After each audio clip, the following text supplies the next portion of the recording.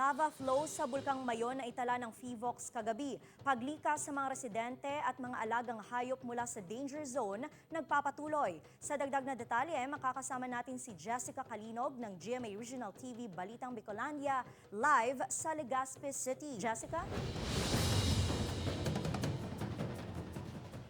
Zen, muling nagliwanag ang tuktok ng Bulkan Mayon kagabi matapos magkaroon muli ng paghulog ng mga bato o rockfall events mula sa bunganga ng bulkan. Pasado alas 6 kagabi nang may maobserbahang kaulapan na tila nagkukorteng buhawi malapit sa Bulkan Mayon. Ayon sa Southern Luzon Pag-asa Regional Services Division, hindi ito buhawi o potensyal na maging buhawi, kundi isang ulap na nabuo dahil sa sabay-sabay na pag-ihip ng hangin mula sa iba't ibang direksyon. Pasado alas 7 naman kagabi nang maitala ang magkakasunod na rockfall event sa Bulkan Mayon, papunta sa direksyon ng Misi, Bonga at Mabinit channels. Ayon sa PHIVOLCS, lava flow na ang namataan na umaagos mula sa tuktok. 1 hanggang 1.5 kilometro lamang ang distansya ng naging pag-agos nito pababa, kaya hindi na ito umabot sa paanan ng bulkan. Sa kabila nito, pinag-iingat pa rin ang mga nasa labas ng permanent danger zone, lalo na ang mga nakatira malapit sa mga river channel.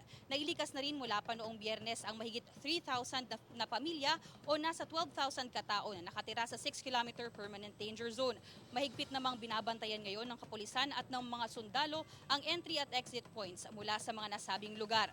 Nagpapatuloy din ang paglipat sa mga alagang hayop o farm animals papunta sa mga inilaang cooling site sa labas ng 6-kilometer permanent danger zone. Isinabay na rin ng Albay Provincial Veterinary Office ang pag-deworm at pagturok ng vitamin sa mga baka at kalabaw bago pa nilagyan ang mga ito ng ear tag para maitala ang impormasyon at pagkakakilanlan ng may-ari nito. Samantala, nagpapatuloy din ang pamamahagi ng DSWD at ng mga LGU ng family food packs at non-food items sa mga apektadong pamilya at mga inilikas ng mga residente. Ganon din ang pamamahagi ng supplies ng Department of Health sa mga evacuation center. Ngayong araw, Zen, nakatakdaring bumisita dito sa probinsya ng Albay sina DILG Secretary Benhur Abalos at DOST Secretary Dr. Renato Solidum Jr. kaugnay pa rin ng nagpapatuloy na Mayon operations. Zen?